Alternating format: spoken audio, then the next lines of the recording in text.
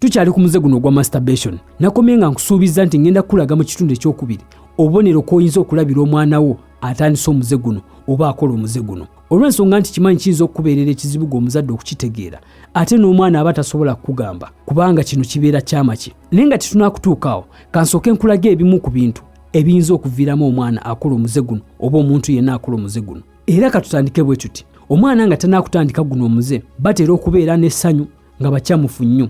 Ne kasita olaba omwana nga atandise okukendeera mu kukyamuka kwe okugeza nga takyayogerayogera nnyo, omuzadde tegeera butegeezi nti omwana we alabika alumbiddwa. Akabonero akalala, kasita olaba omwana nga atandise obutakuwulira okugeza ng'oyinza omutuma ekintu n'akikola naye ng'emabega ekintu ky'obadde omugamba n'akikolerawo nga kati asooka kwerowoozamukko n'alyoka akikola, manya bumanya nti alabika alumbiddwa.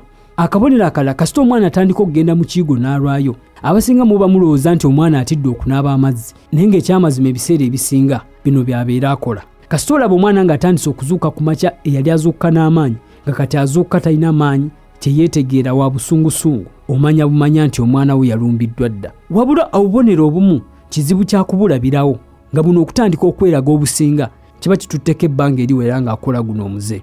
Abantu abasinga balowooza nti omuze guno oli asobola okuguwona ng'amaze okuwasa, wabula nja kutegeeza nti kino si kituufu olw'ensonga nti abafumbo bangi balemeddwa obufumbo lwa muze guno nga bw'abeera ne mukyala we tasobola kumatira bulungi okusinga ng'ali yekka, era oluusi asobola okuva ne ku mukyala we n'agenda mu kiyigo n'amaliriza okwetereeza olwo n'awulira nti butuufu buli kimu kitambudde bulungi. Buzibu ki bw'oyinza okufuna singa omala ebbanga ng'okola guno omuze?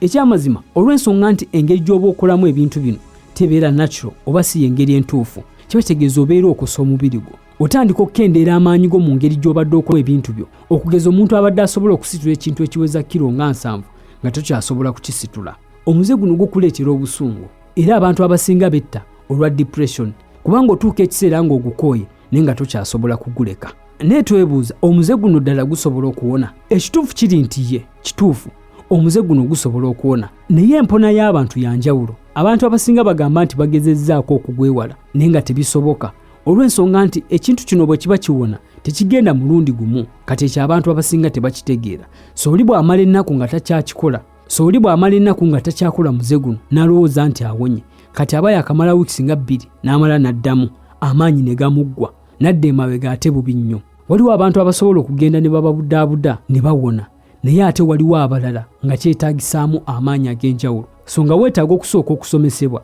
n'otegeera ekintu ky'odiiringa nakyo era awo n'olyoka omanya butya bw'ogenda okukirwanyisa.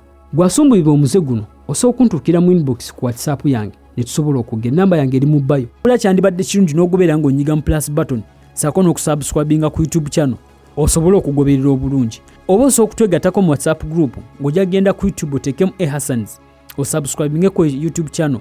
Ku channel ko kwennyini kuliko link ya WhatsApp ojja gikoonamu era ojja kutuusa bulungi mu group. Gwalina business ng'oyagala akalanga kayita bakasitoma abo ojja kunsindikira mu WhatsApp message kweyo ennamba eri mu bio. Kwebaza olwakadde kuwadde okulaba eno video era nkwagaza ekiseera ekirungi.